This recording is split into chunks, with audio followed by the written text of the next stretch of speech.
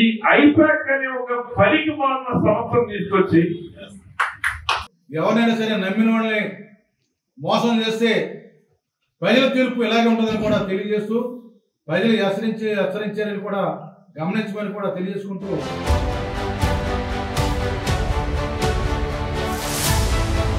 జగన్ మళ్ళీ గెలిస్తే కొందరి అకౌంట్లు సెటిల్ చేస్తారు. జగన్ సీఎం అయిన తర్వాత రాష్ట్రానికి ఎంతో మేలు జరిగింది. మా ధైర్యం జగనే. ఈసారి కూడా జగన్ ముఖం పెట్టుకునే గెలవబోతున్నాం. ఇవి 2024 ఏపీ ఎన్నికలకు ముందు వైసీపీ ఎమ్మెల్యేలు, ఎంపీలు మాట్లాడిన మాటలు. తీరా ఎన్నికల ఫలితాలు విడుదల తర్వాత మాత్రం మొత్తం స్వరమే మార్చేశారు. జగన్ పై విమర్శల దండకం ఎత్తుకుంటున్నారు. మొన్న కొట్టు సత్యనారాయణ, నిన్న రక్షనిధి, ఇలా ఒకరి తర్వాత ఒకరు జగన్ పై విరుచుకు పడుతున్నారు. చివరకు వీరంతా వైసీపీ గూటిని వదిలి కమలం పక్షాన చేరుతారన్న అభిప్రాయాలు వినిపిస్తున్నాయి. అయితే ఇది వర్కౌట్ అవుతుందా? అటు జగన్ పార్టీ మొత్తం ఖాళీ అవుతుందా?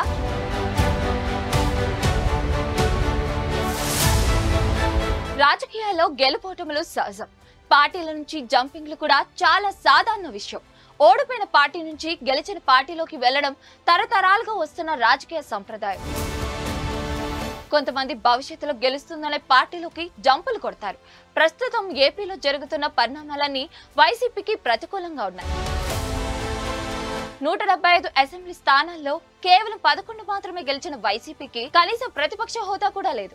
దీంతో 2019లో గెలిచి 2024లో ఓడిన మాజీలు పార్టీ మారేందుకు సిద్ధమవుతున్నారన్న ప్రచారం జోరందుకుంది.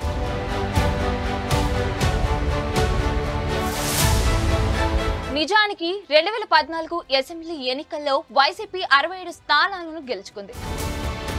అయితే గెలిచిన వారిలో 23 మంది ఎమ్మెల్యేలు ఆ తర్వాత అధికార టీడీపీ పక్షాన నిలబడ్డారు.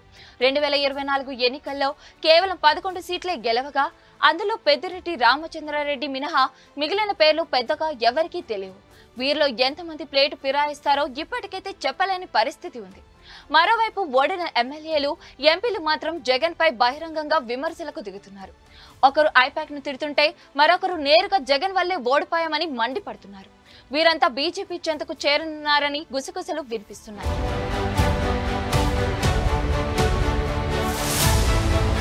ఈ ఎన్నికల్లో బీజేపీకి మంచి సీట్లే వచ్చాయి. 10 అసెంబ్లీ స్థానాల్లో పోటీకి దిగితే 8 స్థానాలు గెలుచుకున్న బీజేపీ అటు 3 ఎంపీ స్థానాలను సైతం కైవసం చేసుకుంది. అటు పవన్ తో 5 ఏళ్లుగా ఎంతో సఖ్యతతో మెలుగుతూ వస్తుంది. బీజేపీకి సిద్ధాంతపరంగా ఏపీలో స్ట్రాంగ్ బేస్ లేనప్పటికీ దాన్ని సైతం సృష్టించుకునే పనిలో ఉంది. లాంగ్ టర్మ్ లో ప్రయోజనాలు ఆశించే బీజేపీ లాంటి పార్టీలు ఏపీలో భవిష్యత్తులో మంచి ఓటు షేర్ సాధించే అవకాశాలు ఉంటాయన్న విశ్లేషణలు వినిపిస్తున్నాయి. అందుకే ఈసారి వైసీపీ నుంచి ఓడిపోయిన వాళ్ళంతా కమలం గూటికి వెళ్లే అవకాశాలు ఉంటాయని పలువురు పొలిటికల్ ఎక్స్పర్ట్స్ అభిప్రాయపడుతున్నారు.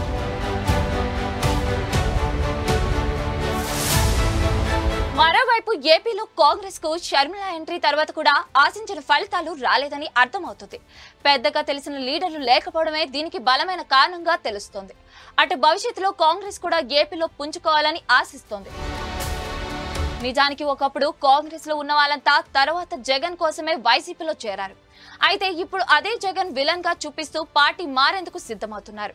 ఇదే జరిగితే జగన్ కు మరో భారీ ఎదురుదెబ్బ ఖాయమే అని చెప్పాలి.